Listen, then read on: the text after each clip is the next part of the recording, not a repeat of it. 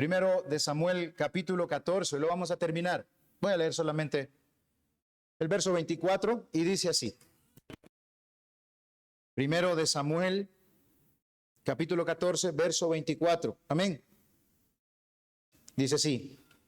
Pero los hombres de Israel fueron puestos en apuro aquel día, porque Saúl había juramentado al pueblo diciendo: cualquiera que coma pan antes de caer la noche, antes que haya tomado venganza de mis enemigos, sea maldito.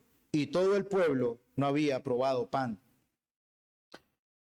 En un libro que se llama Las historias favoritas de Bill, las historias favoritas de béisbol de Bill, este es un señor estadounidense y le encanta el béisbol, el autor narra una anécdota de dos equipos de béisbol semiprofesionales de Minnesota.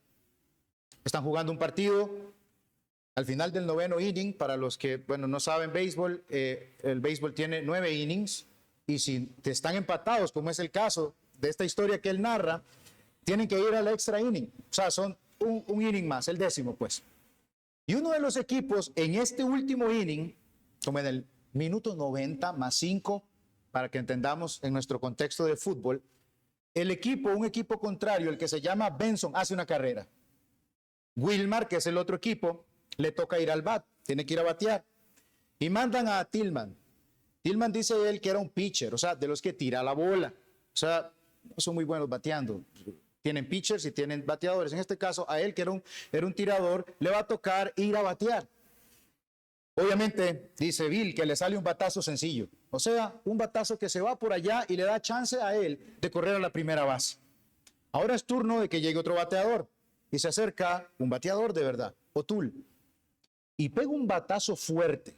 Se va lejos en el campo. Y entonces la afición comienza con esa euforia a festejar emocionados. Tillman comienza a correr de la primera a la segunda base y, ¿verdad?, va buscando llegar a la tercera para hacer una carrera, mientras O'Toole va corriendo también. Tiene que ganar, es el último inning. En lo que Tillman está llegando a la tercera base, colapsa, cae. O'Toole, que viene detrás, lo agarra, lo recoge y se lo lleva hasta home arrastrado. Sorprendentemente, dice Bill, el árbitro permitió ambas carreras. El equipo de Wilmar ha ganado, Tillman ha ganado, pero está muerto por una insuficiencia cardíaca. Hay sombras en la victoria, hay tristezas en el éxito. Una mujer se hizo pasar por un soldado, empuñando una espada para luchar y defender su tierra del dominio inglés. Luchó sin descanso, luchó sin tregua, guiada, según se dice, ¿verdad?, en la historia, por una voz que la guiaba, el arcángel Miguel, el que hoy vimos también con el hermanito Mariano. Ella escuchaba esa voz que la enviaba a esa batalla santa y le dio la victoria. Le dio la victoria, ganó, defendió a su pueblo, Francia, y le dio esa victoria a su Dios, ¿verdad?, en esa misión divina. Pero después la capturaron y la juzgaron como una hereje y murió en una hoguera. Una historia de victoria con un momento angustiante. O como un día le pasó a Jefté. Hizo un voto apresurado: si hoy vuelvo en paz, Señor. O sea, obviamente, si vuelve en paz es porque regresó con una victoria. Si hoy vuelvo en paz, Señor, sacrificaré lo primero que salga a saludarme, o lo primero que salga a recibirme. Luego tuvo que lamentar porque lo que salió, o quien salió a recibirlo, fue su hija. Tuvo una victoria, pero un momento triste. Y eso es lo que vamos a ver nosotros hoy en el capítulo 14. Turbación en la victoria. Es una narrativa larga, como les dije, mis hermanos, así que empecemos rápido con estos 2 puntos que traigo para ustedes. El primero de ellos es: Saúl turba a Israel. Y vamos a ver las implicaciones de ese voto o de ese juramento apresurado que hizo Saúl. Así que aquí es donde yo les pido de verdad que por favor agarren fuerzas de donde no las tienen, pónganse de pie y vamos a comenzar a leer del verso 24 hasta el 46. Así que comienza y dice así la palabra del Señor: pero los hombres de Saúl, de Israel, fueron puestos en apuros en aquel día, porque Saúl había juramentado al pueblo, diciendo: cualquiera que coma pan antes de caer la noche, antes que haya tomado venganza de mis enemigos, sea maldito. Y todo el pueblo no había probado pan. Y todo el pueblo llegó a un bosque donde había miel en la superficie del campo. Entró pues el pueblo en el bosque, y aquí que la miel corría, pero no hubo quien hiciera llegar su mano a su boca porque el pueblo temía el juramento. Pero Jonatán no había oído cuando su padre había juramentado al pueblo, y alargó la punta de una vara que traía en su mano y la mojó en un panal de miel y llevó su mano a la boca y fueron aclarados sus ojos. Entonces habló uno del pueblo diciendo: tu padre ha hecho jurar solemnemente al pueblo diciendo: maldito sea el hombre que tome hoy alimento. Y el pueblo desfallecía. Respondió Jonatán: mi padre ha turbado al país. Ved ahora cómo han sido aclarados mis ojos por haber gustado un poco de esta miel. ¿Cuánto más si el pueblo hubiera comido libremente hoy del botín tomado de sus enemigos? ¿No se habría hecho ahora mayor estrago entre los filisteos? E hirieron aquel día a los filisteos desde Micmas hasta Jalón, pero el pueblo estaba muy cansado. Y se lanzó el pueblo sobre el botín, y tomaron ovejas y vacas y becerros, y los degollaron en el suelo, y el pueblo los comió con sangre. Y le dieron aviso a Saúl, diciendo: el pueblo peca contra Jehová, comiendo la carne con sangre, con la sangre. Y él dijo: vosotros habéis prevaricado. Rodadme ahora acá una piedra grande. Entonces dijo Saúl: esparcíos por el pueblo y decidles que me traigan cada uno su vaca, cada cual su oveja, y degolladlas aquí y comed. No pequéis contra Jehová, comiendo la carne con la sangre. Y trajo todo el pueblo cada cual por su mano su vaca aquella noche, y las degollaron allí. Y edificó Saúl altar a Jehová. Este altar fue el primero que edificó a Jehová. Y dijo Saúl: descendamos de noche contra los filisteos y los saquearemos hasta la mañana, y no dejaremos de ellos ninguno. Y ellos dijeron: haz lo que bien te pareciere. Dijo luego el sacerdote: acerquémonos aquí a Dios. Y Saúl consultó a Dios: ¿descenderé tras los filisteos? ¿Los entregarás en manos de Israel? Mas Jehová no le dio respuesta aquel día. Entonces dijo Saúl: venid acá todos los principales del pueblo, y sabed y ved que en qué ha consistido este pecado hoy. Porque vive Jehová que salva a Israel, que aunque fuere en Jonatán mi hijo, de seguro morirá. Y no hubo en todo el pueblo quien le respondiese. Dijo luego a todo Israel: vosotros estaréis a un lado, y yo y Jonatán mi hijo estaremos al otro lado. Y el pueblo respondió a Saúl: haz lo que bien te pareciere. Entonces dijo Saúl a Jehová, Dios de Israel: da suerte perfecta. Y la suerte cayó sobre Jonatán y Saúl, y el pueblo salió libre. Y Saúl dijo: echad suertes entre mí y Jonatán mi hijo. Y la suerte cayó sobre Jonatán. Entonces Saúl dijo a Jonatán: declaradme lo que has hecho. Y Jonatán se lo declaró y dijo: ciertamente gusté un poco de miel con la punta de la vara que traía en mi mano, y he de morir. Y Saúl le respondió: así me haga Dios y aún me añada, que sin duda morirás, Jonatán. Entonces el pueblo dijo a Saúl: ¿ha de morir Jonatán, el que ha hecho esta grande salvación en Israel? No será así. Vive Jehová, que no ha de caer un pelo de su cabeza en tierra, pues que ha actuado hoy con Dios. Así el pueblo libró de morir a Jonatán. Y Saúl dejó de seguir a los filisteos, y los filisteos se fueron a su lugar. En estos 22 versos, espero que no hayan sido bastante largos para ustedes, regálenme un trito para tomar agua. En estos 22 versos que nosotros acabamos de leer, nos encontramos, mis hermanos, con una batalla, una guerra que fue brava, que fue feroz, recia, brutal. Era una guerra y llegó al punto de expandirse bastante.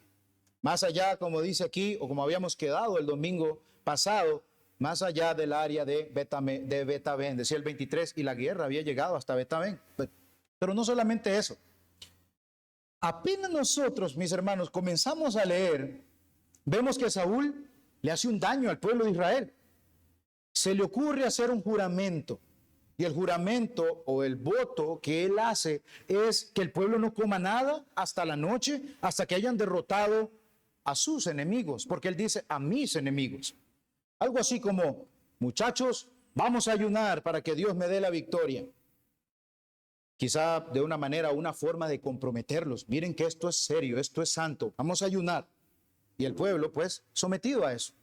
Hermano, mire, no hay nada malo en ayunar, pero es que vean, esto, mis hermanos, este no era el momento para que Saúl se pusiera a hacer esas cosas. Saúl tenía que confiar en el Señor, que es el que da la victoria, clamarle a Él. Pero aquí sale con esto. Ya les voy a explicar qué es lo que yo veo, qué es lo que la Biblia nos dice a nosotros, de por qué Saúl comienza con estas cosas. Están en guerra. Más bien lo que necesitan es fuerza para poder luchar, para poder batallar. Jonatán, vimos, mis hermanos, que dio como el primer golpe, ¿verdad? ¿Cómo lo hizo? Confiando en el Señor. Ahora era turno que su papá, Saúl, atacara o asestara el golpe final a los filisteos y los barriera por completo y definitivamente. Pero este hombre, mis hermanos, comienza a querer hacer algo piadoso o espiritual delante de Dios. Comienza, mis hermanos, como a manipular a Dios con juramentos a la ligera. Y precisamente en ese día de la batalla se pone a inventar estas cosas. Creo que la lógica nos dice, usted no puede salir, y creo que un hermano también ponía este ejemplo, usted no puede salir, si usted es un deportista, usted no puede salir o ir a jugar o hacer algo que lleve mucha demanda corporal sin comer, porque le va a hacer daño, le va a pasar algo. Mis hermanos, Saúl lo que estaba haciendo era poner cargas innecesarias, pesadísimas y sin razón sobre ellos, sobre sus soldados, sobre esos 600 hombres leales que le habían quedado. De la contundente victoria que habían tenido sobre los filisteos, porque así fue, Jehová los libró, Jehová los salvó, nosotros comenzamos entonces aquí a ver sombras y tristeza en ese éxito. Sí, mis hermanos, Jehová los libertó, pero aquí tenemos a Saúl. Jehová los libertó, pero Saúl los turbó. Saúl los angustió.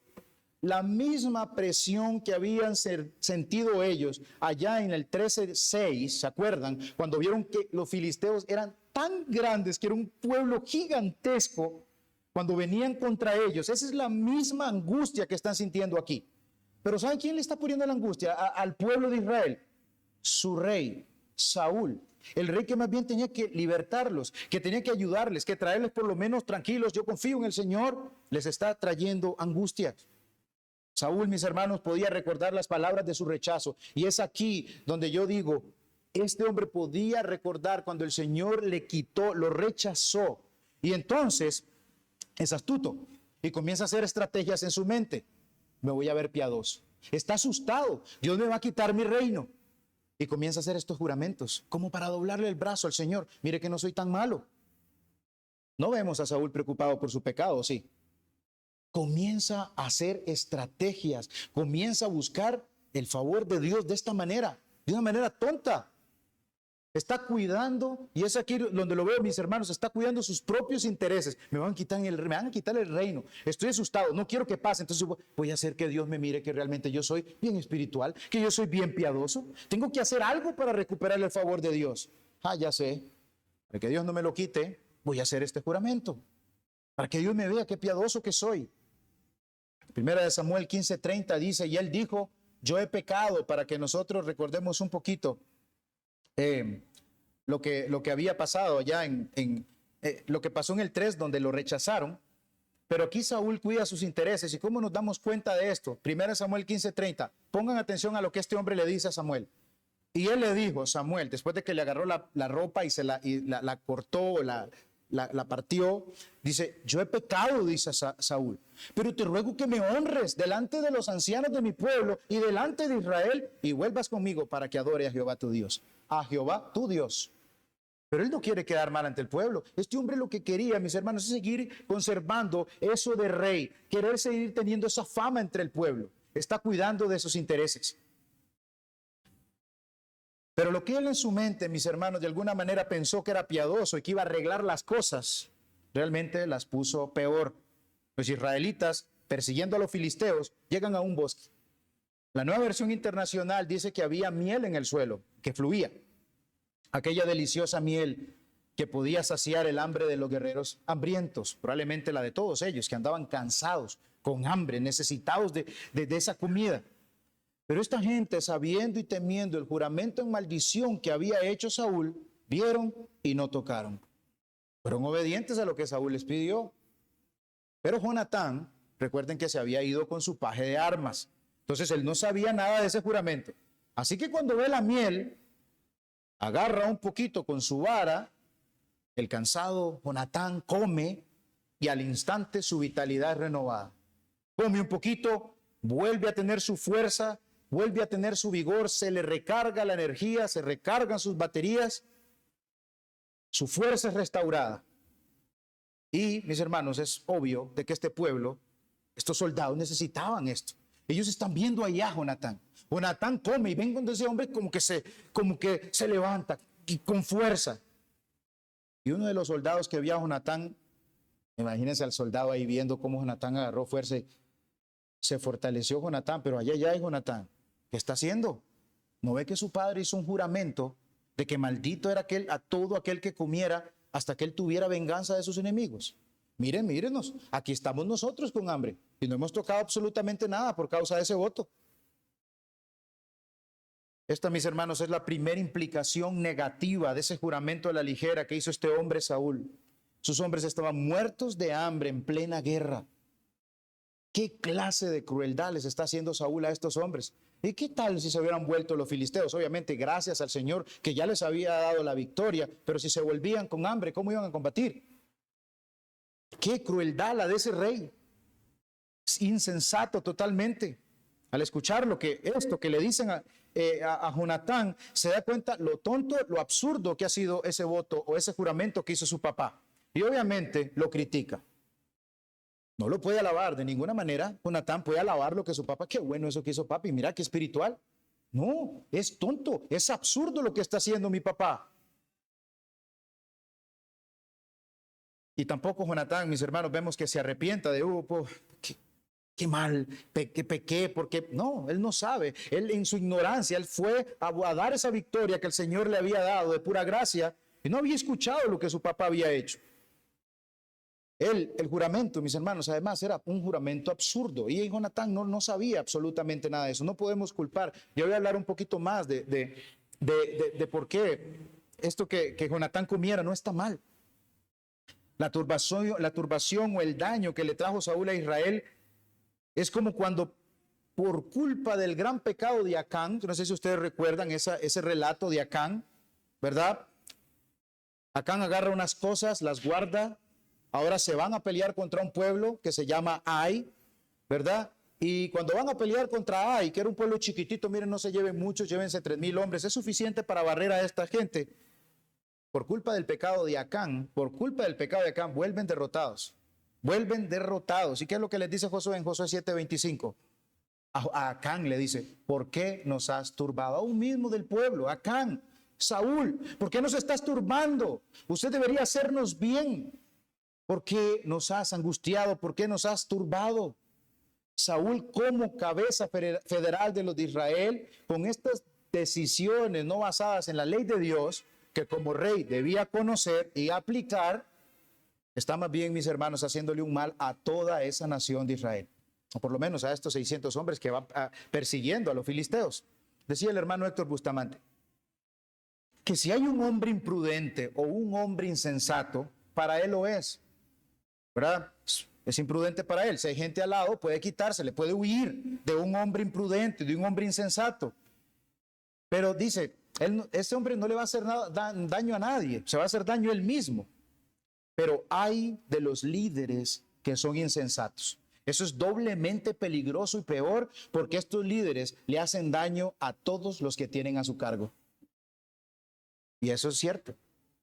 Qué peligroso, decía el hermano, es un líder insensato que tiene, ojalá, ya fama, que tiene ya, ha logrado entre las personas cariño, respeto, porque un líder insensato es peligroso para todas esas personas. Yo ya les había contado un caso hace mucho tiempo de que una persona de la iglesia, cuando estábamos en los lagos, me había contado de una señora que tenía un niñito enfermo, ¿verdad? Tenía un niñito enfermo. Y esta señora fue engañada. O sea, uno de estos líderes insensatos se aprovechó. Uno de estos falsos pastores de la prosperidad, ¿verdad? Al ver a que su hijo está enfermo, ¿verdad? Le dice a la señora, pacte, dé al Señor y Él va a reponer a su hijo.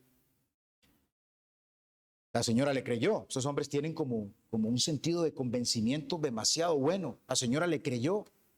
y empeñó su casa, o la dio a la venta, no sé qué fue lo que hizo con su casa, mis hermanos. Dio el dinero, su hijo murió y después le quitaron la casa. Y decía este muchacho que a mí me contaba esto, esa señora terminó odiando el cristianismo por culpa de esos hombres. ¿Ven el daño que hacen? Esos líderes. Nada, no tenía nada que ver con la Biblia. Eso parte de Dios va a sanar a su Dios. ¿Dónde está eso en la Biblia? No está. Si Dios quiere, sana. Si Dios no quiere, no lo hace. Y lo vimos hoy con el hermano Mariano. Causan daño terrible a las personas. Estos disque líderes espirituales.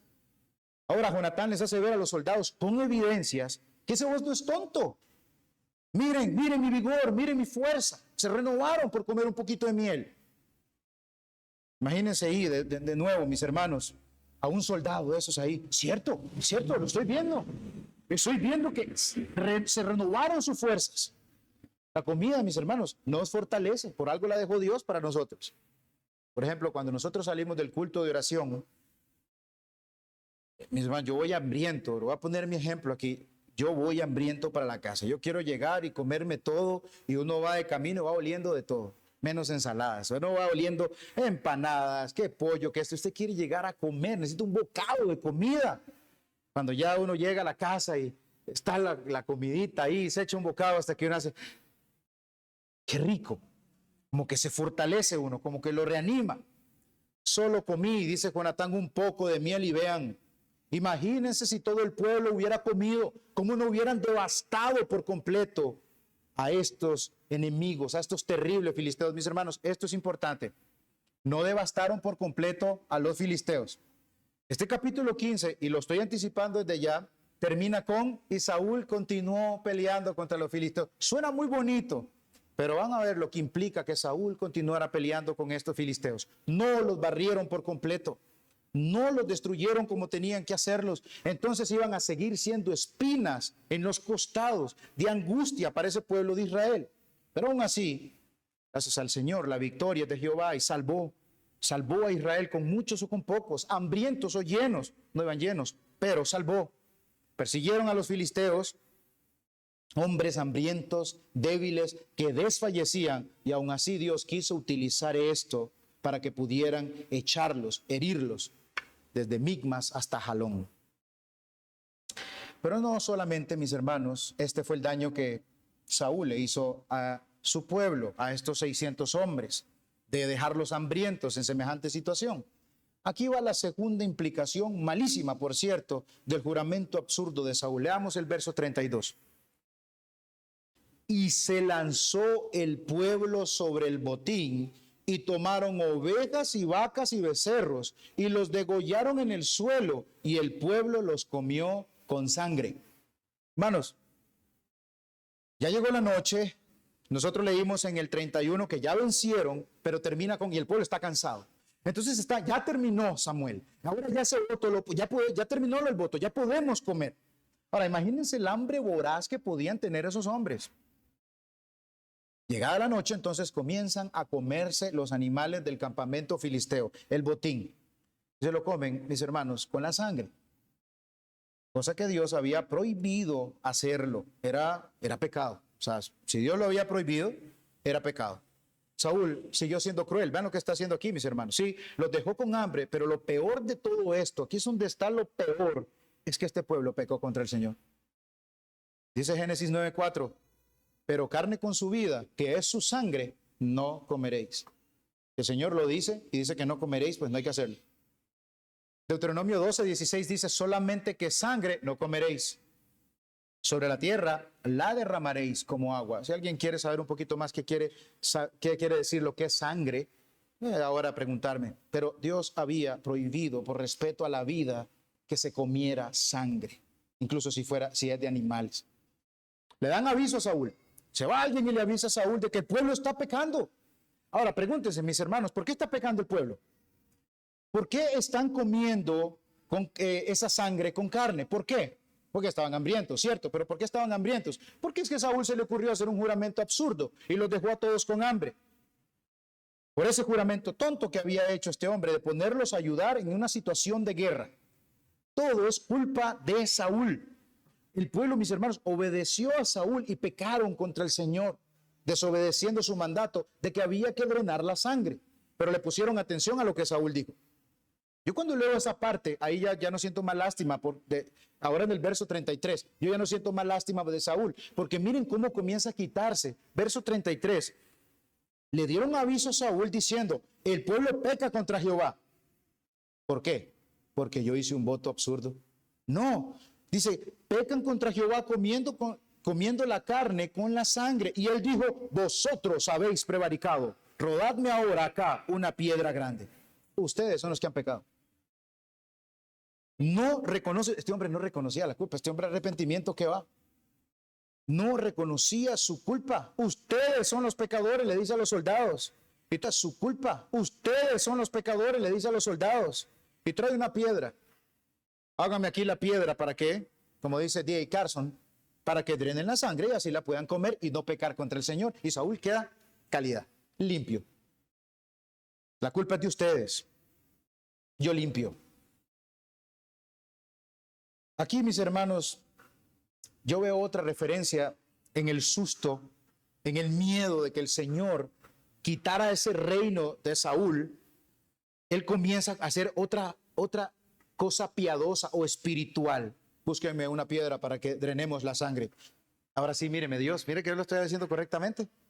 Devuelva lo que usted ha dicho. No me vaya a quitar lo que me había dado. Levanta un altar a Jehová como una muestra de acción de gracias por la victoria sobre los enemigos. Y quizá, mis hermanos, también era un altar de memorial que se hacían, de recuerdo, de dónde nos libró el Señor, obviamente de esos enemigos. De que Dios sigue cuidando de Israel, pero Saúl sigue cuidando de sus intereses. Saúl sigue preocupado. ¿Me van a quitar esto? ¿Qué debo hacer? ¿Qué táctica debo hacer para que Dios no me lo quite? Sí, verme piadoso. Verse piadoso por fuera. Fue lo que siempre, hasta en su, ¿cómo lo podemos decir? Hasta en su forma de ser externa. Saúl siempre se vio bien. Grandote, guapote, pero este hombre siempre vacío por dentro. Piadoso aquí externamente, vacío por dentro. Cuidando una vez más de sus intereses. Verso 36 dice, y dijo Saúl, descendamos de noche contra los filisteos y los saquearemos hasta la mañana y no dejaremos de ellos ninguno. Y ellos dijeron, haz lo que bien te pareciere. Dijo luego el sacerdote, Ahías en este caso, acerquémonos aquí a Dios. Ya con el estómago lleno, porque ya comieron, fuerzas y energías renovadas, cargadas, fuertes están esos muchachos. Saúl los ve confiando una vez más en los hombres y dice, vámonos a perseguir a los filisteos. Vámonos a perseguir a los filisteos más para destruirlos. Quiere barrerlos por completo. Los soldados aceptan, pero el sacerdote, y esta parte a mí me pareció muy curiosa, que el sacerdote Ahías le diga, verso 36, acerquémonos aquí a Dios.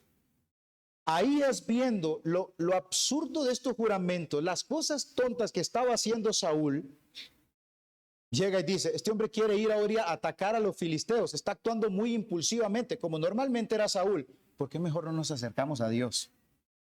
Saúl, un momento, mejor acerquémonos al Señor, consultémosle al Señor. Es que usted ya ha metido muchos los pies. Acerquemos, preguntémosle al Señor.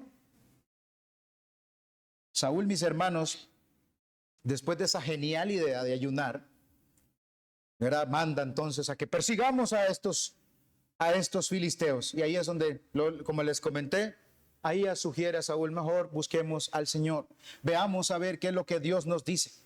No vaya a ser que salgamos enredados en otro problema y salgamos peor en este asunto. Saúl le hace caso. Y dice el verso 37, y Saúl consultó a Dios, ¿descenderé tras los filisteos? ¿Los entregarás en mano de Israel? Mas Jehová no le dio respuesta aquel día. Consulta por medio del sacerdote. Saúl deduce, mis hermanos, al no contestarle el Señor,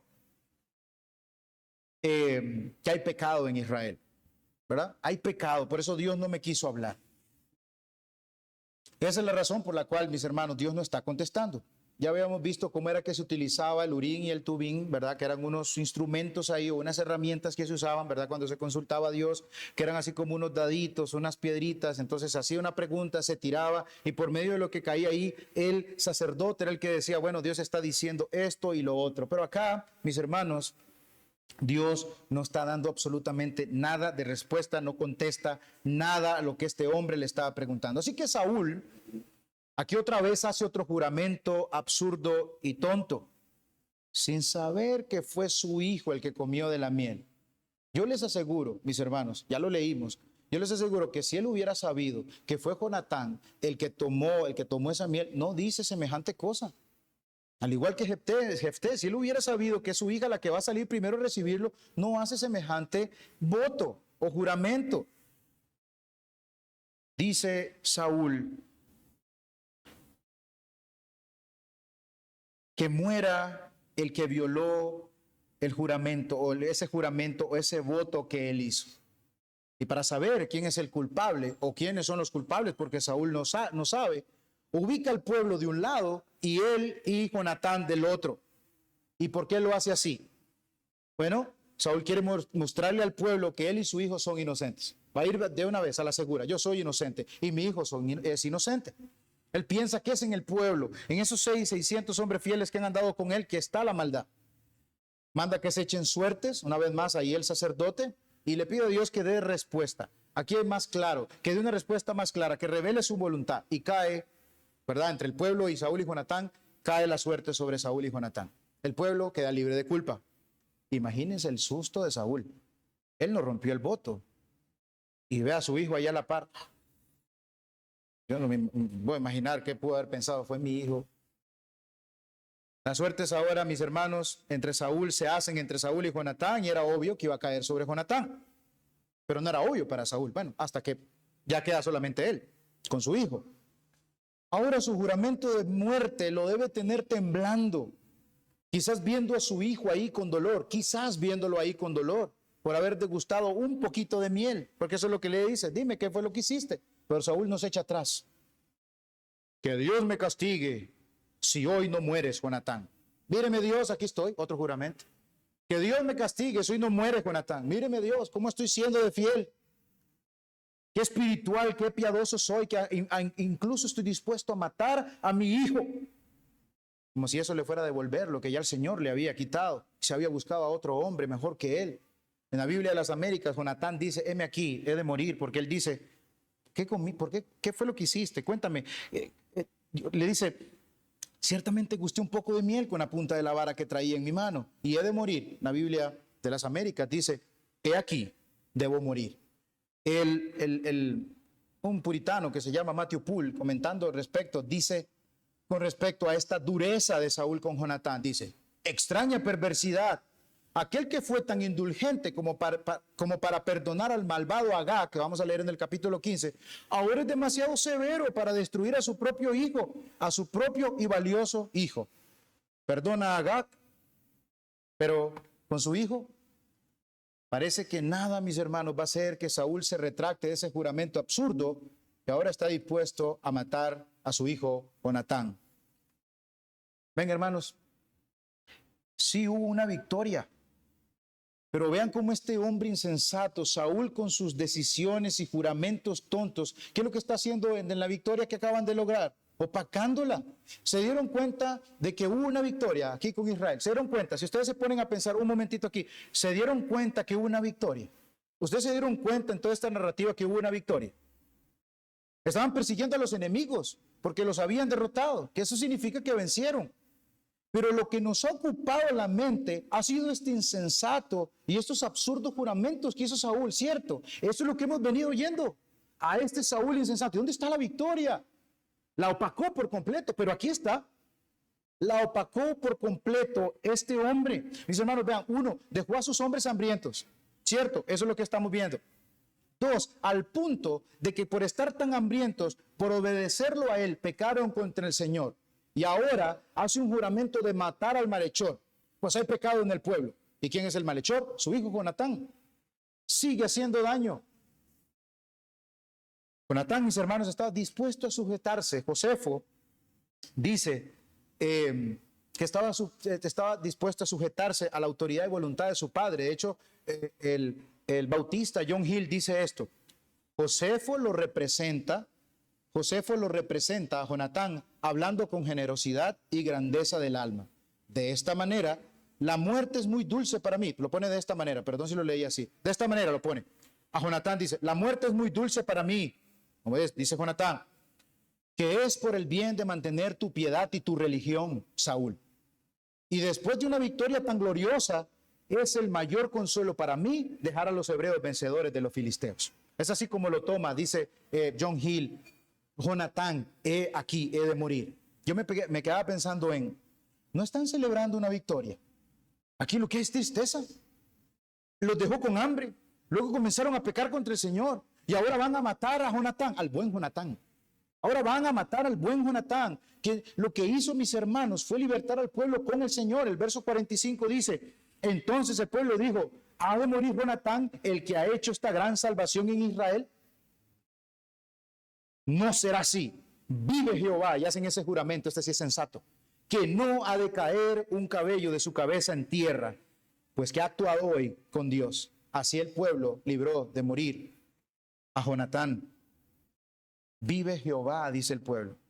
Ahora sí, como les repetí, de una manera sensata, no como lo hizo Saúl allá en el verso 39.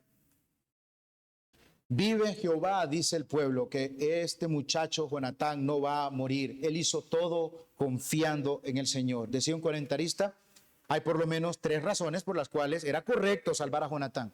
3 razones por las cuales era correcto salvar a Jonatán. Aunque haya quebrantado el juramento que hizo su papá. 1, el juramento y la pena para el quebrantador del mismo eran simplemente malas y tontas leyes. O sea, lo que hizo Saúl era absurdo ese juramento. Y no debían aplicar sobre él. 2, Jonatán quebrantó el juramento en ignorancia. Él no sabía. Y finalmente, la aprobación de Dios era evidente por su gran bendición sobre Jonatán cuando Dios actuó con él. Había que perdonar a Jonatán, había que perdonar al muchacho. Saúl termina, mis hermanos, no sigue a los filisteos se van, pero les aseguro, mis hermanos, que si no se hubiera puesto a hacer juramentos como los que hizo, de dejar hambriento a su pueblo, los hubieran barrido por completo. El pueblo, mis hermanos, hubiera destruido a estos enemigos por completo, a cada uno de esos filisteos. Pero como no fue así, ahora vamos a los versos finales.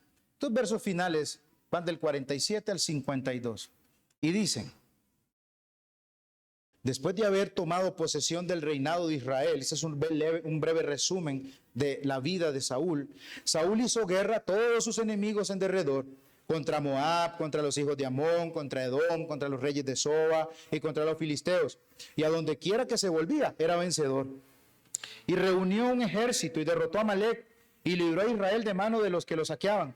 Y los hijos de Saúl fueron Jonatán, Isui, Malquisúa, y los nombres de sus 2 hijas eran el de la mayor, Merab, y el de la menor, Mical. Y el nombre de la mujer de Saúl era Ahinoam, hija de Ahimas. Y el nombre del general de su ejército era Abner, hijo del Ner, tío de Saúl.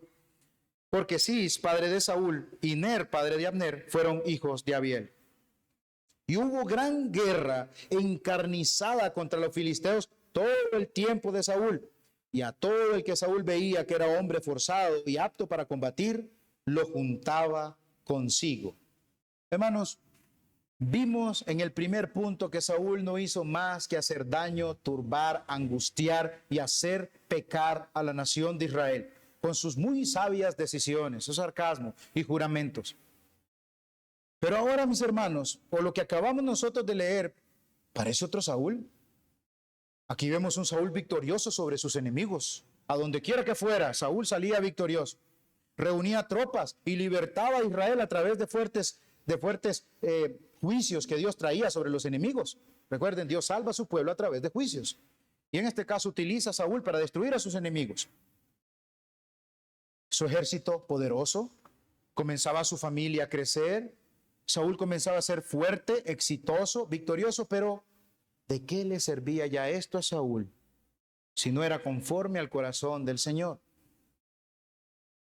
Este resumen del reinado y victorias de Saúl, mis hermanos, quedan acá para que veamos que Dios se sirve de esto, se sirve de un Saúl para seguir siendo fiel a su pacto, para seguir siendo fiel a lo que Él ha prometido a su pueblo, a su iglesia. Bondadoso, lleno de gracia con su pueblo Israel es el Señor. Los pecados y las desobediencias de Saúl de ninguna manera van a frustrar o frenar ese avance redentivo que Dios tiene en la historia. Él va a seguir aplastando a sus enemigos. Él va a seguir destruyéndolos y dándole victoria a su pueblo, a su iglesia. Saúl sí. Me encanta, mis hermanos, que allí al final que tuvo una guerra continua, y es donde lo vamos a ver, tuvo una guerra continua. Alguien dice, ¿qué manera Saúl se mantuvo activo peleando con los filisteos? Muy bien, Saúl, una guerra continua, encarnizada con los filisteos. Reclutaba hombres, más hombres comenzaba a reclutar. Recuerden el capítulo 8, que era lo que iba a hacer el rey de Israel, iba a comenzar a reclutar un montón de hombres. ¿Para qué? Para ir a la batalla. Se comenzó a armar de un ejército poderoso, pero mis hermanos, esto a Saúl no le iba a servir absolutamente de nada. Dios, mis hermanos, como dice también el profeta, no es con espada, no es con ejército, es con mi Santo Espíritu. Él no iba a obtener la victoria si él no confiaba, si él no obedece a Dios. Y así fue lo que pasó. Mantuvo una guerra continua. Saúl no pudo echar, destruir completamente y permanentemente a los filisteos. Fracasó rotundamente. ¿Y saben qué hace este fracaso? Por eso es lo lindo, cómo termina esto. ¿Sabe cómo este fracaso de aquel capítulo 14, este fracaso a nosotros automáticamente nos lleva a aquel que venció perfectamente y que no se le escapó ni uno solo de sus enemigos? Los destruyó, los majó. Tienes llenas de sangre tus ropas. Sí, porque vengo de lagar, de pisar a mis enemigos, de destruirlos por completo. Y ese obviamente es nuestro todopoderoso Señor Jesucristo. Hasta en los fracasos de Saúl nosotros vemos al victorioso Señor y Salvador, el Señor Jesucristo. Por eso termina chiva. Seguía este hombre, seguía peleando contra los filisteos. Cristo lo venció. Cristo los venció permanentemente. Saúl, ¿saben por qué seguía peleando, mis hermanos? ¿Por qué no obedecía al Señor? Iban a seguir siendo espinas en los costados. Ni aún David, aunque sí, mis hermanos, David barrió a los filisteos. Hebreos 10, del 12 al 14 dice, pero Cristo, habiendo ofrecido una vez para siempre un solo sacrificio por los pecados, se ha sentado a la diestra de Dios. De ahí en adelante, esperando hasta que sus enemigos sean puestos por estrado de sus pies, porque con una sola ofrenda, una vez y para siempre, hizo perfectos para siempre a los santificados. Cristo en la cruz nos dio la victoria.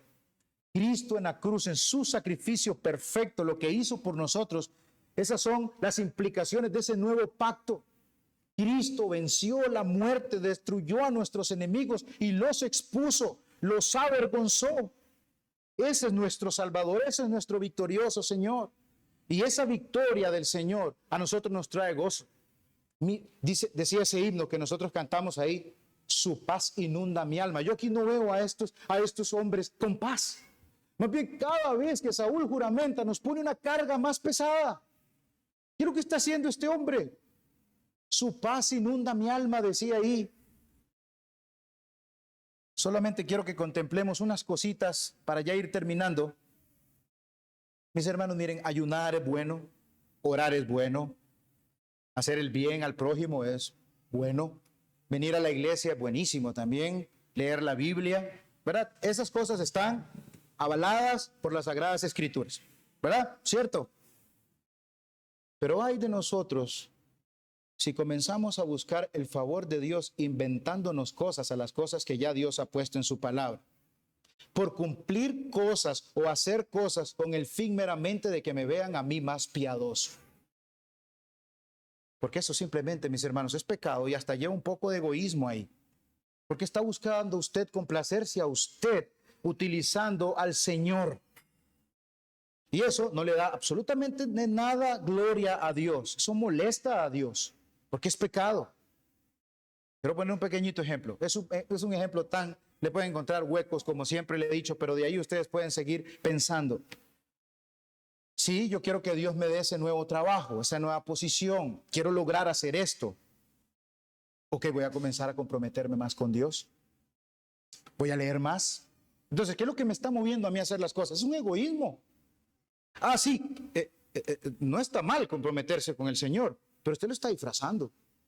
No se engañe, pero lo está disfrazando le está poniendo al egoísmo un disfraz de piedad. Así me voy a ver más aceptable ante el Señor y ojalá lo mueva para que me dé el trabajo, el puesto.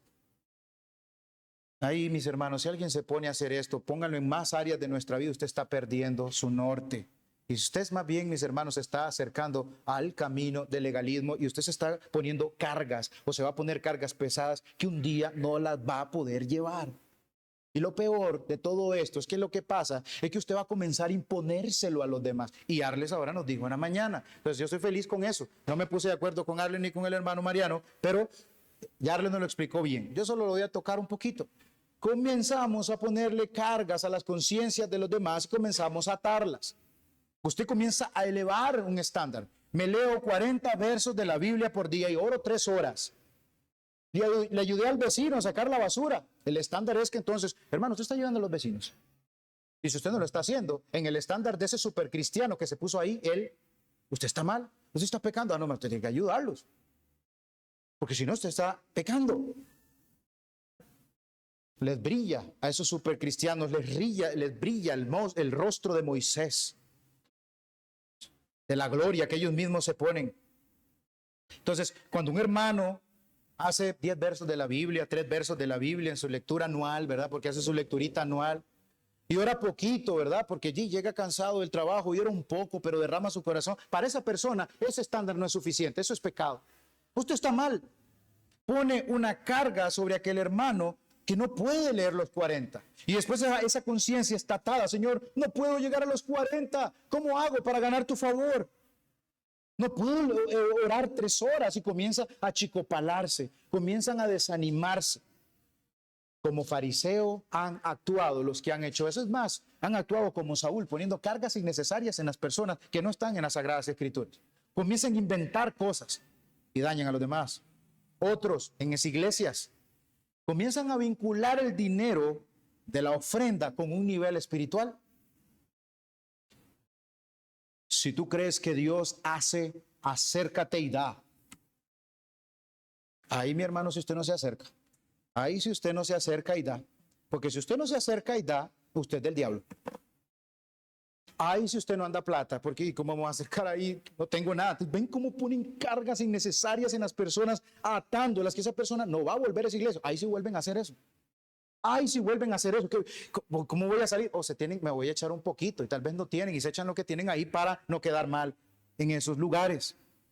Dejan cargadas a las personas porque comienzan a inventar reglas, atan sus conciencias, cargando a los demás, que se pongan a obedecer a hombres y no a Dios. Eso, como lo dijo Arles en Colosenses 2, son rudimentos del mundo.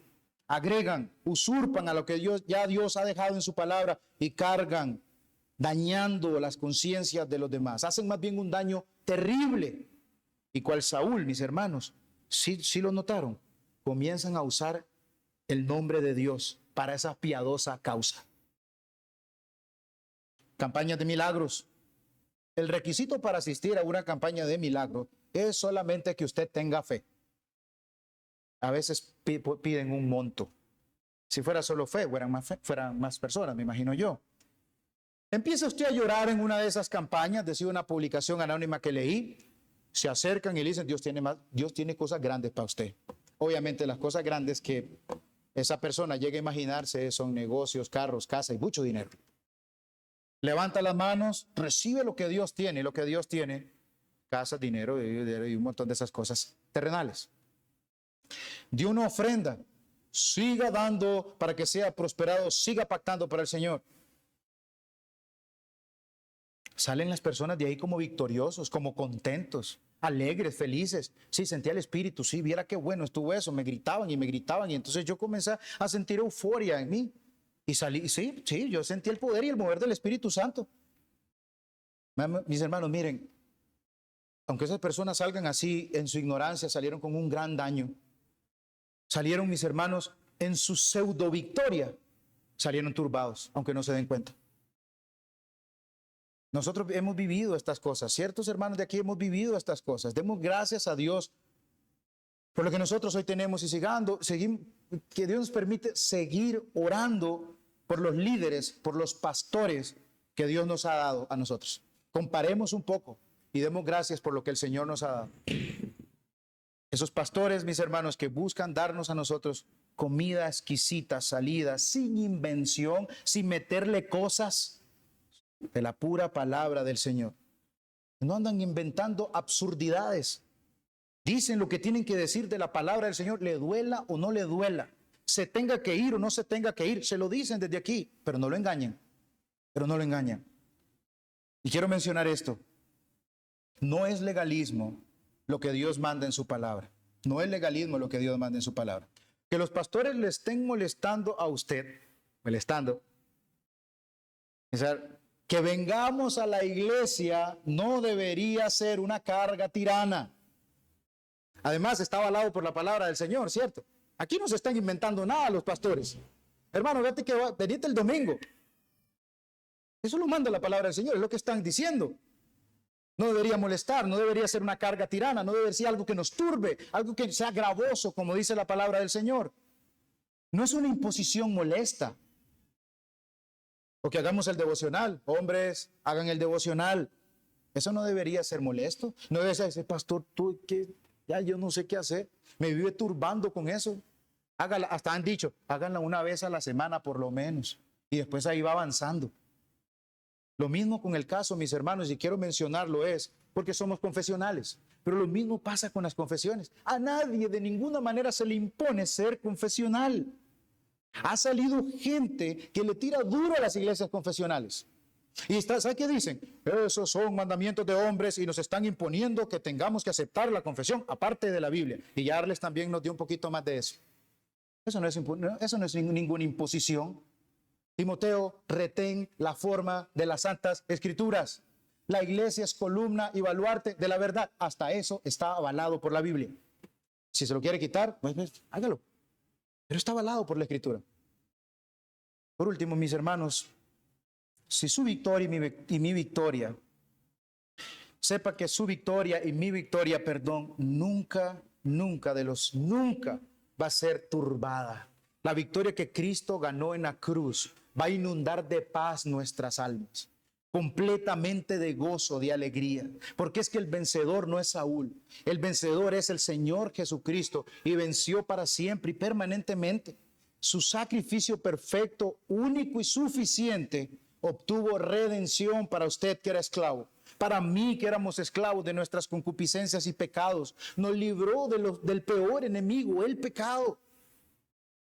Hermanos, Cristo venció. Y me encanta que Cristo no quedó en la tumba. Jesucristo resucitó.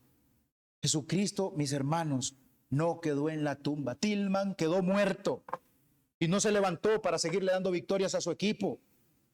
Juana de Arco quedó quemada y no se levantó para seguirle dando victorias a Francia. Pero Cristo resucitó y vive para siempre para darle victoria segura a usted y a mí que hemos confiado en Él. Ese es nuestro Señor Jesucristo, el que vence. ¿Qué clase de victoria nosotros tenemos en el Señor Jesucristo? ¿Qué clase de precio el Señor Jesucristo pagó por nosotros en una cruz? De nuevo, mis hermanos, eso implica el nuevo pacto, victoria en el Señor Jesucristo. No nos demanda absolutamente nada, no nos pide absolutamente nada. Él mismo nos da la fe que nos pide, Él mismo nos la da para creer y para poder seguir venciendo. Como leímos la vez pasada en Primera de Juan, esa es la fe que vence al mundo, la fe que nos ha dado el Señor Jesucristo. Hermanos, hoy domingo, ¿qué es lo que nosotros hacemos? ¿Qué es lo que nosotros hacemos? Es venir a celebrar la victoria de nuestro Señor Jesucristo en la cruz, porque el tercer día el Señor Jesucristo resucitó. Mi Cristo no se quedó en la cruz, el Señor resucitó, aleluya. Y nosotros deberíamos venir los domingos a celebrar que mi Cristo, si es su Cristo, Cristo resucitó. Y aquí estoy cantando, como decía ahí, un día yo voy a ir a cantar con todos esos que el Señor ha salvado, porque Él fue victorioso en la cruz. Y gozoso yo lo voy a alabar. Pero muchas veces, mis hermanos, perdón que lo tenga que decir, pero a veces no trae alegría pensar, Cristo resucitó, qué bueno, Y implica demasiado, implica mucho. Eso es lo que venimos a hacer un domingo. Cristo, mi Señor, mi Salvador, resucitó a mi favor, venció a mis enemigos. Yo ya no estoy turbado, yo ya no estoy, ¿qué va a pasar con mi alma? ¿Qué va a pasar con mi vida? Cristo venció y en su palabra nos hace seguras todas esas promesas.